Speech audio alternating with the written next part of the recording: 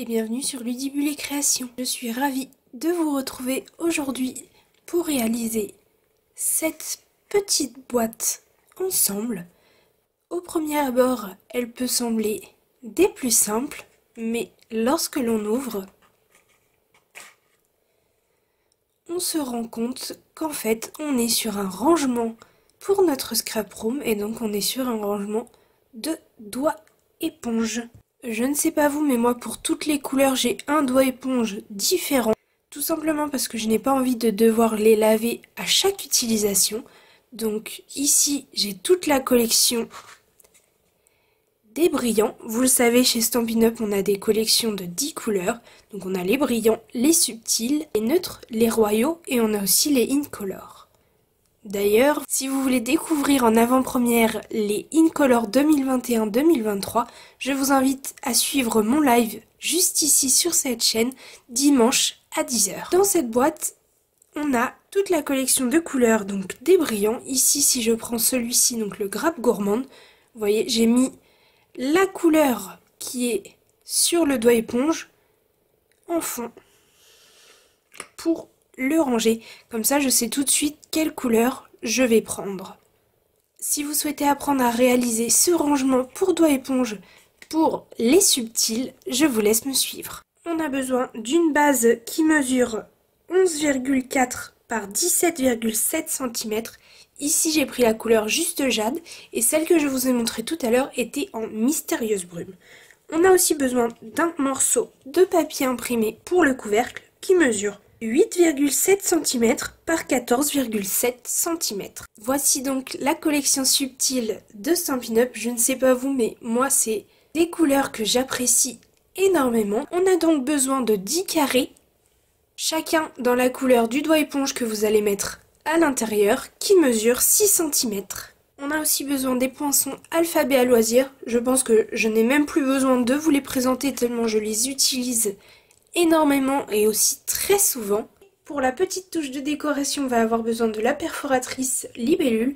J'ai volontairement fait une décoration très simple puisqu'elle ira dans mes tiroirs. On va pouvoir commencer. Dans un premier temps, je prends mes 10 carrés et je vais venir les plier. Donc pour tous les carrés, ce seront les mêmes plis et ce sera un pli à 2 cm pour les 4 côtés.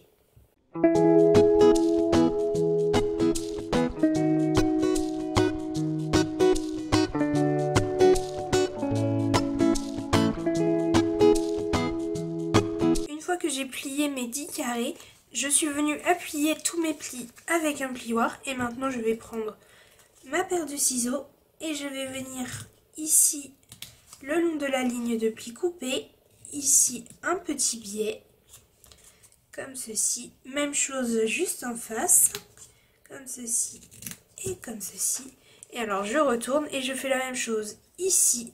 Je fais un biais ici, je fais un biais, je fais tout ça sur mes 10 morceaux.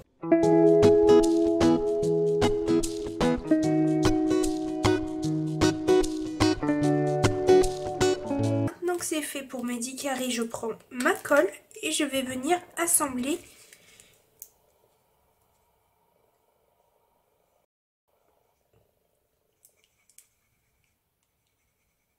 Donc je mets de la colle sur un de mes premiers rabats que je viens, hop, mettre à l'arrière de celui-ci en me plaçant bien bord à bord.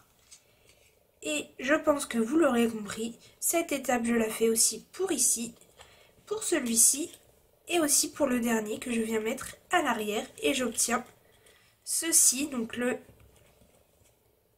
le rangement pour mon doigt éponge.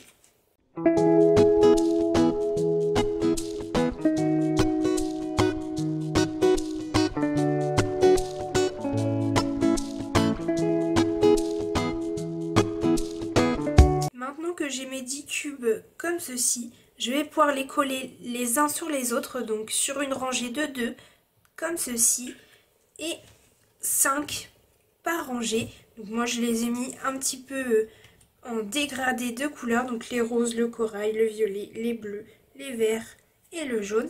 Et donc je colle tout ça ensemble.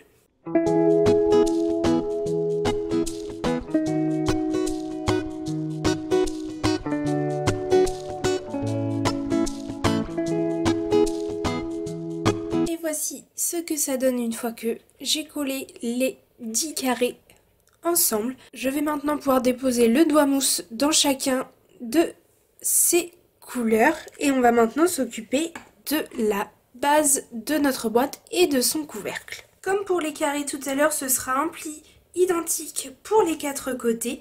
Donc pour la base de la boîte, il se fait à 3,5 cm pour les 4 côtés et pour le couvercle, il se fera à 2 cm pour les 4 côtés.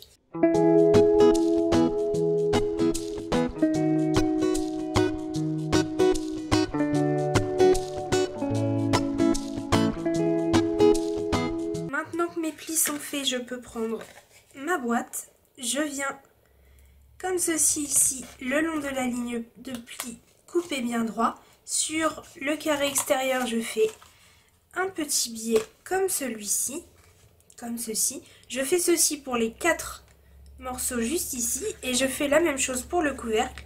Je coupe ici, je fais un biais sur mon carré et je fais la même chose.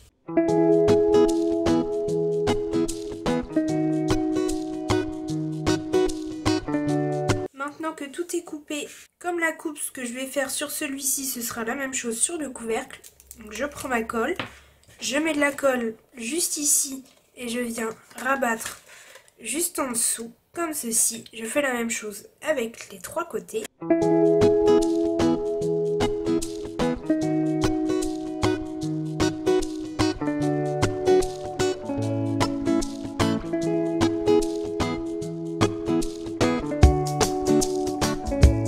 Voici ce que ça donne une fois que mes 2 morceaux sont assemblés. Donc ça me forme aussitôt ma boîte comme ceci.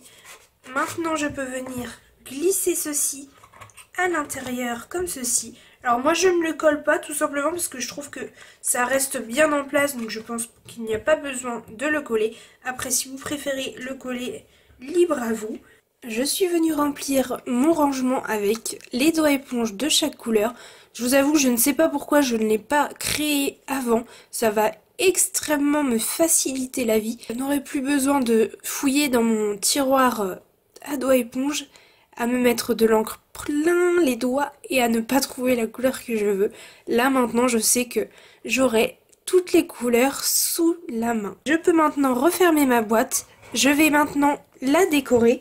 Donc comme pour celle-ci, je vais venir y coller ma petite libellule et le nom de la collection de couleurs. Donc là, ce sera les subtils.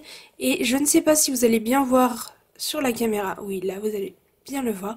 J'ai mis du Wink of Stella sur les lettres et sur la libellule pour donner de la brillance et aussi un côté un petit peu plus sympathique à mes lettres. Mes lettres, je suis venue les découper dans du papier juste jade.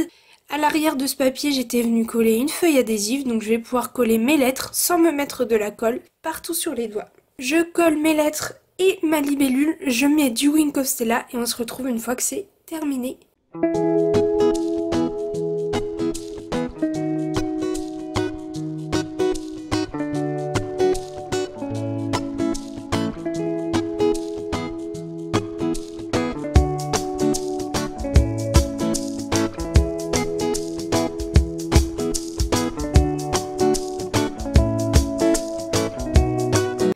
Voici ma boîte une fois qu'elle est terminée, les lettres ont été collées, ma petite libellule aussi. Pour la libellule, j'ai simplement mis de la colle sur le corps, comme ça les ailes peuvent bouger facilement. Et lorsque j'ouvre, voilà, et je vois tout de suite la couleur que je veux prendre.